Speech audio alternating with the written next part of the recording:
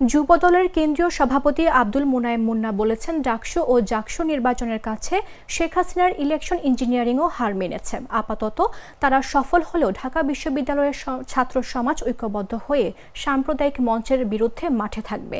শুক্রবার সকালে কিশোরগঞ্জ শহরের বড় বাজার ব্রিজ এলাকায় নরসুন্দা নদী পরিষ্কার কার্যক্রমের উদ্বোধনী অনুষ্ঠানে এসব কথা বলেন তিনি। মোনায়েম মুন্না এ সময় বলেন, ডাকসু নির্বাচন ছাত্র শিবির কারচুপি ও ইলেকশন ইঞ্জিনিয়ারিংয়ের মাধ্যমে জিতেছে, কিন্তু ছাত্রদল উমামা ফাতেমা এই নির্বাচনকে ঘৃণা ভরে প্রত্যাখ্যান করেছে। উপাচার্য ও প্রক্টর জামাতপন্থী প্রভাব খাটিয়ে পুরো নির্বাচনকে কলুষিত করেছে বলেও দাবি করেন তিনি। আপনারা জানেন যে ব্যাপকভাবে কারচুপির মাধ্যমে ডাকসু নির্বাচন তারা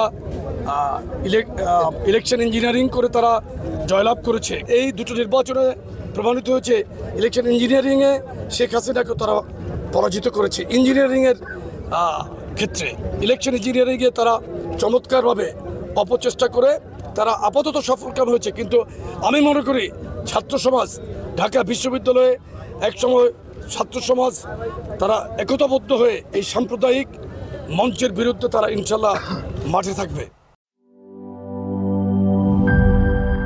বান্ডেল থাকলে প্রতি সেনমানিতে টাকা বাঁচবে। বিকাশ সেনমানি বান্ডেল কিনে জিতুন প্রতি লেনদেনে।